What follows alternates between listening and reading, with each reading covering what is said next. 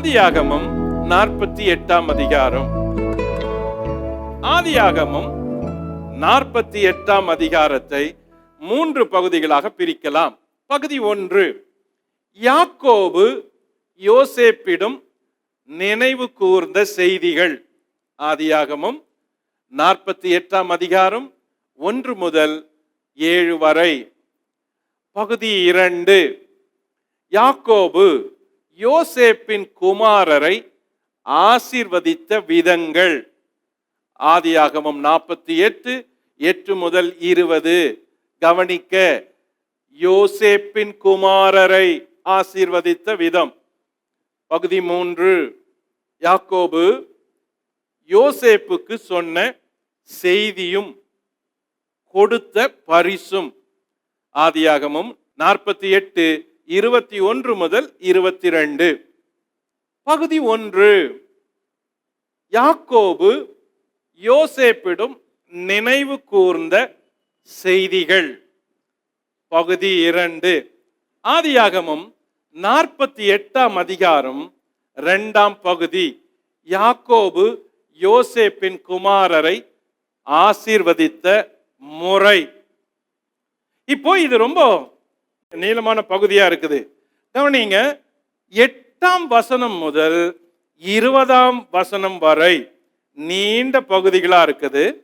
இத நிகழ்ச்சிகளா சுருக்கி பார்ப்போம். யாக்கோபு யோசேப்பின் குமாரரை ஆசீர்வதிக்கிறாரு. இவங்க 2 பேரையும், மனாசேயும் எப்பிராயீமையும். முதல்ல யாக்கோபு யோசேப்பின் குமாரரை அழைத்தான். 8ஆம் வசனம் முதல் 10ஆம் வசனம் வரை கவனிப்போம். 8, 9, 10 வாசிப்போம். இஸ்ரவேல் யோசேப்பின் குமாரரை பார்த்து, இவர்கள் யார் என்று கேட்டான். யோசேப்பு தன் தகப்பனை நோக்கி, இவர்கள் இவ்விடத்தில் தேவன் எனக்கு அருளின குமாரர் என்றான். அப்பொழுது அவன், நான் அவர்களை ஆசீர்வதிக்கும்படி அவர்களை என் கிட்ட கொண்டு வா என்றான். முதிர் வயதினால் இஸ்ரவேலின் கண்கள் மங்களாய் இருந்தபடியால் அவன் நன்றாய் பார்க்க கூடாதிருந்தது. அவர்களை அவன் அண்டையிலே சேர பண்ணினான். அப்பொழுது அவன் அவர்களை முத்தம் செய்து அணைத்து கொண்டான். அவங்கள அவர் அழைச்சாரு. முதல்ல கேட்கிறாரு, இவங்க யார் அப்படின்னு கேட்கிறாரு. கண்ணு தெரியல. யோசேப்பு பதில் சொல்றான், இவர்கள் தேவன் எனக்கு தந்த குமாரர் அப்படின்னு சொல்றான். அப்பொழுது அவன், நான் அவர்களை ஆசீர்வதிக்கும்படி அவர்களை என் கிட்ட கொண்டு வா அப்படின்றாரு. சோ அவர் அழைக்கிறாரு.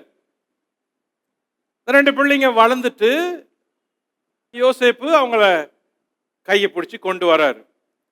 அதுக்கப்புறம் யாக்கோபு யோசேப்பின் குமாரரை அணைத்தான்.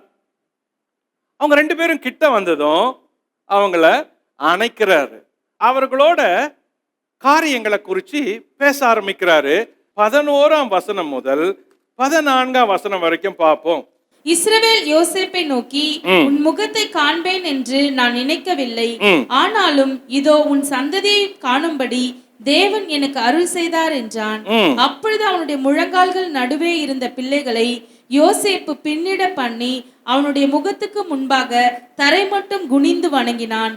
பின்பு யோசேப்பு அவ்விருவரையும் கொண்டு வந்து எப்பிராயீமை தன் வலது கையினாலே இஸ்ரவேலின் இடது கைக்கு நேராகவும், மனாசேயை தன் இடது கையினாலே இஸ்ரவேலின் வலது கைக்கு நேராகவும் விட்டான்.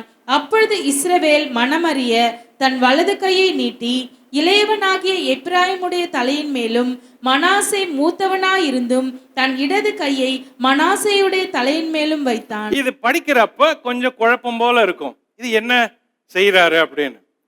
இது ஒண்ணுமில்ல, அதை புரிஞ்சுக்கிட்டீங்கன்னா ஈஸியா இருக்கும். இப்போ அப்பா யாக்கோபு படுத்திருந்து எழுந்து உட்கார்ந்து பேசுறாரு. இவங்களை பத்தி அப்பா விசாரிக்கிறாருன்னு தெரிஞ்சதும் யோசேப்பு அருகில் இருந்த 2 பிள்ளைங்களை தூர கூப்பிட்டு அவர் கால்களுக்கு முன்னால விழுந்து அவர் வணங்கும்படி செய்யறாங்க.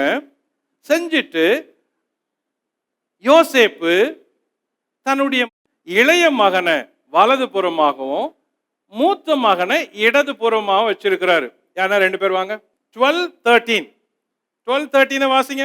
அப்பொழுது அவனுடைய முழங்கால்கள் நடுவே இருந்த பிள்ளைகளை யோசேப்பு பின்னிட பண்ணி அவனுடைய முகத்துக்கு முன்பாக தரை மட்டும் குனிந்து வணங்கினான். இது யாக்கோபு.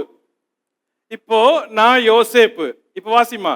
பின்பு யோசேப்பு அவ்விருவரையும் கொண்டு வந்து 2 பேரையும் கூட்டு வராரு. எப்பிராயீமை தன் வலது கையினாலே, யோசேப்பு ரைட் சைடு, இளைய பையன் எப்ராயிம் வலது கையால பிடிக்கிறேன். இஸ்ரவேலின் இடது கைக்கு நேராக இவனை கூட்டு வந்து இவருடைய இடது கைக்கு நேரா வைக்கிறேன். மனாசேயை தன் இடது கையினாலே, என்னுடைய லெஃப்ட் சைடுல பெரிய பையன் மனாசேயை பிடிச்சி இஸ்ரவேலின் வலது கைக்கு நேராக இஸ்ரவேலுடைய ரைட் சைடுல. இதான் அது மேட்ரு. ஓகே, இப்ப என்ன நினைக்கிறாரு அப்பா? இவன் பெரியவன், இவன் சின்னவன். அப்பாக்கு தெரியுது இது மனாசே, இது எப்ராயிம். யோசேப்புடைய பெரிய பையன் யாரு? மனாசே. சொல்லுங்க. சின்ன பையன் எப்ராயிம். நியாயமா யாரை ஆசீர்வதிக்கணும்? பெரிய பையனை ஆசீர்வதிக்கணும். அதனால யோசேப்பு என்ன பண்ணாரு? பெரிய பையனை அப்பாவுடைய ரைட் சைடுல நிக்க வைக்கிறாரு. யோசேப்பு எப்பவுமே அட்மினிஸ்ட்ரேட்டிவ் மைண்ட் உள்ளவர். அவர் எப்பவுமே எல்லாத்தையும் ஒழுங்கும் கிரமமா செய்யறவர், பர்ஃபெக்டா செய்யறவர். அதுல காம்ப்ரமைஸ் பண்ணிக்க மாட்டாரு. அதனால யோசேப்பு என்ன பண்ணாரு? கரெக்டா அப்பாக்கு வசதியா எப்படி பிடிக்கணுமோ பிடிச்சிட்டு கொண்டு வந்து 2 பேர் கையிலே வச்சாரு. அப்பா என்ன பண்ணாரு? கைய மாத்தி இப்படி வைக்கிறாரு. அததான் அடுத்த வசனம் சொல்லுது. வாசிங்க. அப்பொழுது இஸ்ரவேல் மனமறிய தன் வலது கையை நீட்டி, தன் வலது கைய ரைட் சைடு எடுத்து இளையவன் தலை மேல வைக்கிறாரு. மனாசே மூத்தவனாய் இருந்தும் தன் இடது கையை லெஃப்ட் ஹேண்ட மனாசேயின் மேல வச்ச. இது யோசேப்புக்கு சங்கடமா இருக்கு. என்ன அப்பா தப்பா செய்யறாரு? நான் ரைட்டா கொண்டு வந்து நிக்க வச்சேன், அவர் கைய மாத்தி வைக்கிறாரு. ஒருவேளை மைண்ட் ஏதாவது மாறிச்சோ அப்படின்னு யோசிக்கிறப்பா. இல்லப்பா அப்படி இல்ல இப்படிப்பா அப்படின்றாரு. அப்பா யாக்கோபு சொன்னோ, எனக்கு தெரியும் மகனே, எனக்கு தெரியும் அப்படின்னு சொல்லி வலது கைய இளையவன் மேலையும் இடது கைய மனாசே மேல வைக்கிறாரு. இந்த பகுதியில இதுதான் கவனிக்க வேண்டியது. இப்போ யாக்கோபு இப்படி மனம் தெரிஞ்சே இப்படி வைக்கிறாரு. ஏன் அப்படின்னா இது ரொம்ப முக்கியமான காரியம். வலது கை முக்கியமான கை. வலது கையை அவன் பெரியவன் தலை மேலதான் வைக்கணும், வைக்கல. ஆனால் அவர் கரத்தை மாத்தி இப்படி வச்சிட்டாரு. அப்ப இது ரொம்ப முக்கியமான செய்தி. ஏன்னா யாக்கோபுக்கு மூத்தவனை விட இளையவன் மேல வருகிற ஆசீர்வாதத்தை முன்கூட்டி அறிஞ்சவரா இருக்கிறாரு. இளையவன் எப்ராயிம், அவன் மூத்தவனை விட பெருகுவான், வளருவான், செழிப்பான், இவனை விட இவன் பெட்டரா வருவான் அப்படின்னு யாக்கோபு தீர்க்க தரிசனமா சொல்றாரு. ஆகையினால இத மனமறிய கைய வச்சு ஆசீர்வதிக்கிறாரு. இப்போ இந்த சேஞ்ச் ரொம்ப முக்கியமான சேஞ்ச். ஆதியாகமத்துல இந்த இளையவர்கள் ரொம்ப முக்கியமானவர்கள் என்பதை 5 இடங்கள்ல நிரூபிக்கப்படுது. நம்பர் 1, காயின், ஆபேல். காயின் மூத்தவன், ஆபேல் இளையவன். ஆபேல் ரொம்ப முக்கியமானவனா இருந்தான். நம்பர் 2, இஸ்மவேல், ஈசாக்கு. இஸ்மவேல் மூத்தவனா இருந்தான், ஈசாக்கு இளையவனா இருந்தான். ஆனால் ஈசாக்கு முக்கியமானவனா மாறினான். நம்பர் 3, ஏசா, யாக்கோபு. ஏசா மூத்தவனா இருந்தான், ஆனால் யாக்கோபு இளையவனா இருந்தான். யாக்கோபு முக்கியமானவனா மாறினான். நம்பர் 4, ரூபன், யோசேப்பு. யாக்கோபுடைய குமாரர்கள்ல ரூபன் மூத்தவனா இருந்தான். ஆனால் இளையவனான யோசேப்பு முக்கியமானவனா மாறினான். நம்பர் 5 மனாசே எப்ராயிம். மனாசே மூத்தவன், எப்ராயிம் இளையவன். எப்ராயிம் முக்கியமான மாறினான். So thank you. ஆதியாகமம் என்ன நோக்கத்துக்காக இப்படிப்பட்ட மாற்றங்கள், என்ன காரணத்துக்காக இப்படி நடந்தது என்றால், தேவன் ஒவ்வொருவருடைய இருதயத்தை பார்த்துதான் அவர்களை ஆசீர்வதிக்கிறார். கவனிச்சு பாருங்க. ஆபேல், ஈசாக்கு, யாக்கோபு, யோசேப்பு, எப்ராயிம். அந்த பக்கம் கவனிச்சு பாருங்க. காயின், இஸ்மவேல், ஏசா, ரூபன், மனாசே. மனாசே என்ன பண்ணான்னு தெரியாது, ஆனால் தேவன் செலக்ட் பண்ணது எப்ராயிம். ரூபன் என்ன பண்ணான்னு தெரியும், பின்னால ரீசன் இருக்குது. ஆனாலும் ரூபனை தள்ளி யோசேப்பை நியமித்தார். சோ தேவன் ஒருவரை நேசிக்க, தெரிந்தெடுக்க அவர் இருதயத்தை பார்த்து தான் தெரிந்தெடுக்கிறாரு. முதற் பேரானவன் வரிசையில மூத்தவன் இருந்தும் அவன் இருதயம் சரியில்லைன்னா, அவன் நேசிக்கப்படும்படி இல்லைன்னா, தேவனால் அன்பு கூறும்படி இல்லைன்னா, தேவன் அவனை தெரிந்தெடுக்கிறது இல்லை. இதே நிகழ்ச்சி தான் தாவீதுடைய வீட்டில். தாவீது வீட்டில் இருந்த மூத்தவர்கள் எல்லாம் இருந்தாங்க. ஆனால் தாவீதின் பேர்ல தேவனுடைய இருதயம் இருந்தது. என் இருதயத்துக்கு ஏற்றவன் அப்படின்னு தாவீது இருந்தான். சோ மேல இருந்த பெரிய பெரிய அண்ணனுங்க, முதல் பேரானவன், ஃபர்ஸ்ட் சன்னு, இவங்க எல்லாரையும் தாண்டி லாஸ்ட்ல இருந்த ஒருத்தன் மேல தேவன் சிநேகமா அன்பு கூர்ந்தாரு. இதுதான் உதாரணம் இந்த மாற்றத்திற்கு. சரி, வலது கரத்துல ஏன் முக்கியமா ஆசீர்வாதம் சொல்லப்படுது? வலது கரத்துல ஏன் முக்கியமான ஆசீர்வாதம் சொல்லப்படுது? வலது கரம் என்பது உதாரணத்துக்கு தேவனுடைய மகத்துவம் நிறைந்தது. வாசிப்போம், யாத்திராகமம் 15:6. கர்த்தாவே, உம்முடைய வலது கரம் பலத்தினால் மகத்துவம் நிறைந்திருக்கிறது. கர்த்தாவே, உம்முடைய வலது கரம் பகைஞனை நொறுக்கி விட்டது. பாருங்க, வலது கரம், ரைட் ஹேண்ட் ஏன் முக்கியத்துவப்படுத்தப்படுது? கர்த்தருடைய வலது கரம் மகத்துவம் நிறைஞ்சது, ரைட் ஹேண்ட். கர்த்தருடைய வலது கரம் பகைவரை வெல்லக்கூடியது, பவர்ஃபுல்லானது, ரைட் ஹேண்ட். நம்பர் 3, வலது கரத்தில் நித்திய பேரின்பம் உண்டு. சங்கீதம் 16:11. ஜீவ மார்க்கத்தை எனக்கு தெரியப்படுத்தினீர். உம்முடைய சமூகத்தில் பரிபூரண ஆனந்தமும் உம்முடைய வலது பாரிசத்தில் நித்திய பேரின்பம். அப்போ ரைட் சைடுல நித்திய பேரின்பம் உண்டு, ரைட் சைடுல. ஓகே. நம்பர் 4, தேவனுடைய வலது கரத்துல ரட்சிப்பு உண்டு. சங்கீதம் 20:6. கர்த்தர் தாம் அபிஷேகம் பண்ணினவரை ரட்சிக்கிறார் என்பதை இப்பொழுது அறிந்திருக்கிறேன். தமது வலது கரம் செய்யும் ரட்சிப்பின் வல்லமைகளை காண்பித்து. அப்போ வலது கரம் ரட்சிப்பின் வல்லமே செய்து, ஆங்கிலத்துல ஹெல்ப் அப்படின்னு சொல்லுது. தேவனுடைய வலது கரம் உதவி செய்யக்கூடியது. நம்பர் 5, தேவனது வலது பாரிசத்துல இயேசு வீற்றிருந்தாராம். வாசிப்போம், மார்க் 14:62. அதற்கு இயேசு, நான் அவர்தான், மனுஷகுமாரன் சர்வ வல்லவரின் வலது பாரிசத்தில் வீற்றிருப்பதையும் வானத்தின் மேகங்கள் மேல் வருவதையும் நீங்கள் காண்பீர்கள். அப்போ சர்வ வல்லவருடைய வலது பாரிசத்துல மனுஷகுமாரன் வீற்றிருக்கிறார், ரைட் சைடுல, ரைட் ஹேண்ட்ல. ஆகையினாலதான் வலது கரம் முக்கியமானதா இங்க பார்க்கப்படுது. அந்த கரத்தை அவர் மாத்தி வச்சிருது. தேவனுடைய வலது கரத்தின் ஆசீர்வாதம் நமக்கும் அதே போல பாவிக்கப்படுது. கை வச்சு ஜெபம் பண்றதுன்றது இங்க முக்கியமா பார்க்கப்படுது.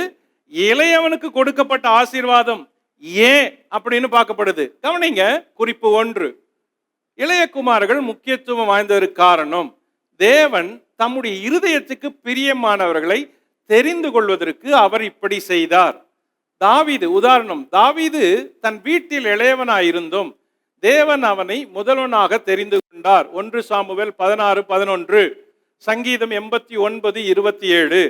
அவ்வண்ணமே தேவன் இயேசுவை தமது சிருஷ்டிகள் எல்லாவற்றை காட்டிலும் அவரை முதற் பேரானவராக தெரிந்தெடுத்தார். கொலோசியர் 1:15 வாசிப்போம். அவர் அதரிசனமான தேவனுடைய தற்சுரூபமும் சர்வ சிருஷ்டிக்கும் முந்தின பேருமானவர். பாருங்க, இயேசு முதற் பேரானவர். எதுக்கு?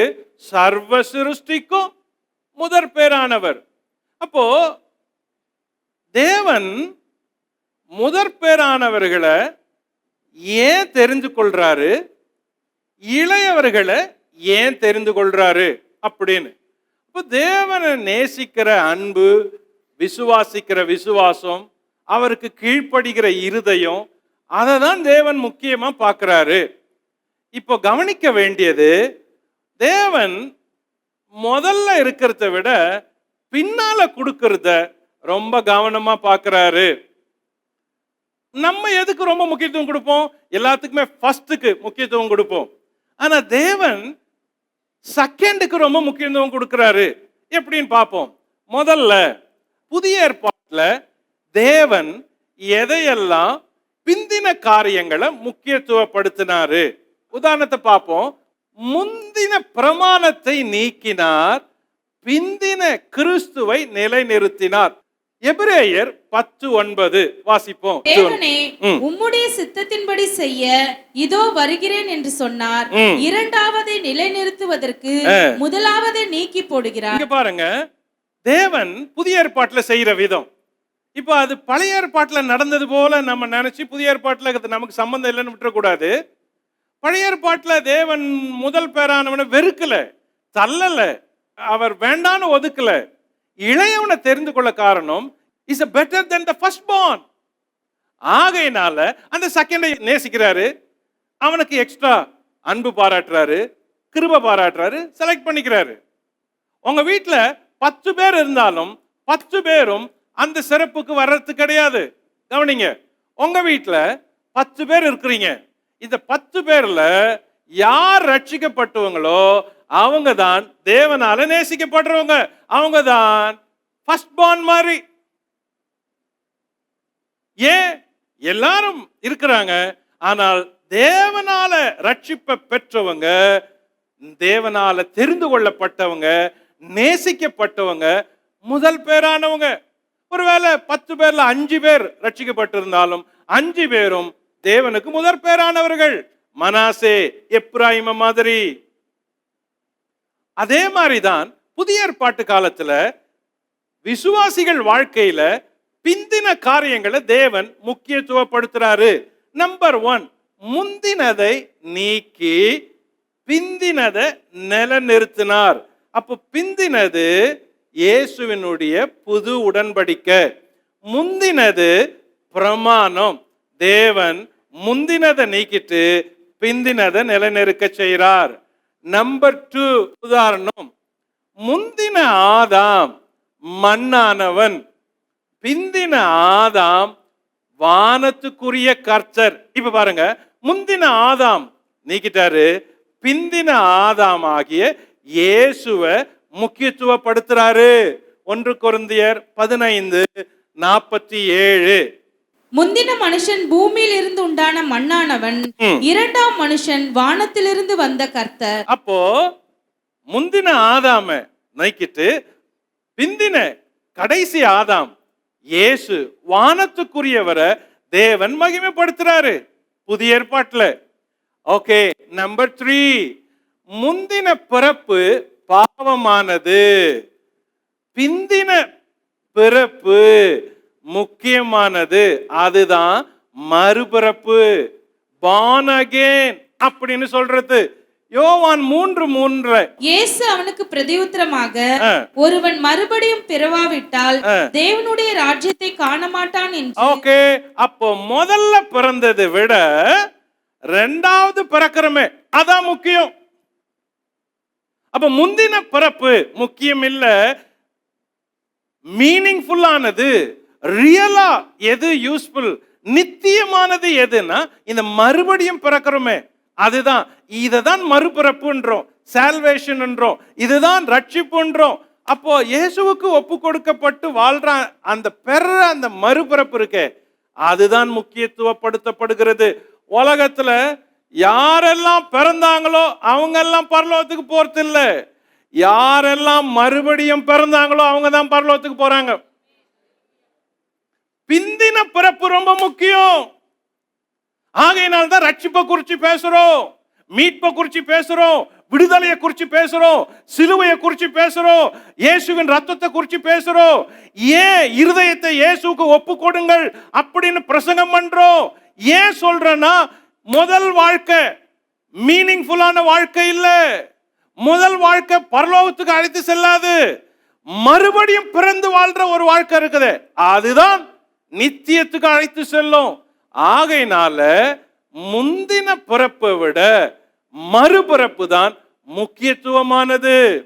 நம்பர் 4, மாம்சத்தின்படி பிறந்தவன் ஆவியின்படி பிறந்தவன். கலாத்தியர் 4:29. ஆகிலும் மாம்சத்தின்படி பிறந்தவன் ஆவியின்படி பிறந்தவனை அப்பொழுது துன்பப்படுத்தினது போல இப்பொழுதும் நடந்து வருகிறது. கவனிங்க, மாம்சத்தின்படி பிறந்தவன் ஆவியின்படி பிறந்தவன். அப்போ முந்தினது மாம்சத்தின்படி பிறந்தது, பிந்தினது ஆவியின்படி பிறந்தது. எது முக்கியம்? ஆவியின்படி பிறப்பது முக்கியம், ஆவிக்குரிய வாழ்க்கை முக்கியம், ஆவி மனுஷன் முக்கியம். அப்ப தேவன் அப்படிதான் நியமிச்சு வச்சிருக்கிறாரு, முந்தினதை விட பிந்தினது. நம்பர் 5, பழைய மனுஷன் கலைக்கப்பட வேண்டியவன், புதிய மனுஷன் தரிப்பிக்க வேண்டியவன். எபிரேயர் 4:22-23. அந்தபடி முந்தின நடக்கைக்குரிய மோசம் போக்கும் இச்சைகளாலே கெட்டு போகிற பழைய மனுஷனை நீங்கள் களைந்து போட்டு உங்கள் உள்ளத்திலே புதிதான ஆவி உள்ளவர்களாகி மெய்யான நீதியிலும் பரிசுத்தத்திலும் தேவனுடைய சாயலாக சிருஷ்டிக்கப்பட்ட புதிய மனுஷனை தரித்து கொள்ளுங்கள். அப்போ இங்கேயும் பழைய மனுஷன் தவிர்க்கப்பட வேண்டியவன், புதிய மனுஷன் தரித்து கொள்ளப்பட வேண்டியவன். இயேசுவை தரித்து கொள்வது. இப்ப பாருங்க, தேவன் எதையெல்லாம் நேசிக்கிறாரு பாருங்க. பழைச எதுவுமே நேசிக்கல, புதுசதான் நேசிக்கிறாரு. ரெண்டாவது வந்தத, பின்னால வந்தத, பின்பு கொடுக்கப்பட்டத, பின்பு பெறப்பட்டத. அப்ப புதிய ஏற்பாட்டிலும் இதே மாதிரி இருக்குது. பழைய ஏற்பாட்டில் இளையவர்கள் தெரிந்து கொள்ளப்பட்டது போல, பின்னால வந்தவங்க தெரிந்து கொள்ளப்பட்ட சிறப்பானவர்கள் போல, புதிய ஏற்பாட்டிலும் பின்னால் வந்தவைகள் சிறப்புக்குரியவைகள் அப்படின்னு சொல்லப்படுது. கவனிங்க, இங்க ஒரு குறிப்பை, எப்ராயிம் இங்க தெரிந்து கொள்ளப்படுறான் சிறப்பா. யாக்கோபு தன்னுடைய வலது கரத்தை எடுத்து இளைய பேரன் எப்ராயிம் மேல வைக்கிறாரு, அதாவது யோசேப்புடைய 2வது பிள்ளை மேல. ஏன் எப்ராயிம் முக்கியம்? நம்பர் 1, ஆபிரகாமுக்கு பின் ஈசாக்கு, ஈசாக்குக்கு பின் யாக்கோபு, யாக்கோபுக்கு பின் யோசேப்பு, யோசேப்புக்கு பின் எப்ராயிம், மனாசே. சோ யாக்கோபுக்கு பின்னால அத்தனை பசங்களும் இருக்கிறாங்க. ஆனா செலக்டிவ் சில்ட்ரன், வாக்கு தத்தங்களை டேக் ஓவர் பண்றவங்க, கேரி ஆன் பண்றவங்க, இவங்க தான். யோசேப்புக்கு பின் எப்ராயிம், மனாசே. நம்பர் 2, எப்ராயிம் பின்னாட்கள்ல கோத்திரமாக வருது. அந்த எப்ராயிம் கோத்திரம் இஸ்ரவேல்ல பெரிய ஜனத்தொகை கொண்ட கோத்திரமா மாறுது. அதோட கூட இஸ்ரவேல் 12 கோத்திரங்கள் என்று பிரிக்கப்பட்டு, பின்னால அந்த 12 கோத்திரங்கள்ல பிளவு வந்தபோது 2 கோத்திரம் யூதாவுக்கும் 10 கோத்திரம் இஸ்ரவேலுக்கும் பிரிக்கப்படுது. இந்த 2 கோத்திரம் தெற்கு ராஜ்யம், இந்த 10 கோத்திரம் வடக்கு ராஜ்யம், நார்த்தன் கிங்டம் 10 கோத்திரம், சதர்ன் கிங்டம் 2 கோத்திரம். இந்த 10 10 கோத்திரம் இருக்குது, நார்த்தன் கிங்டம். அந்த 10 கோத்திரத்துக்கும் தலைமையா எப்ராயிம் இருந்துச்சு. மார்க்கபிள் ட்ரைப்ஸ் அதுதான், எப்ராயிம் தான். ஏன் அப்படின்னா, பின்னால நீங்க தீர்க்க தரிசன புத்தகங்களை வாசிக்கிறப்ப இந்த வடக்கு ராஜ்ய பகுதிகள் எல்லாம் எப்ராயிம் எப்ராயிம் என்ற ஒரு புனை பெயர்ல, இணை பெயர்ல சேர்த்து அழைக்கப்படுது.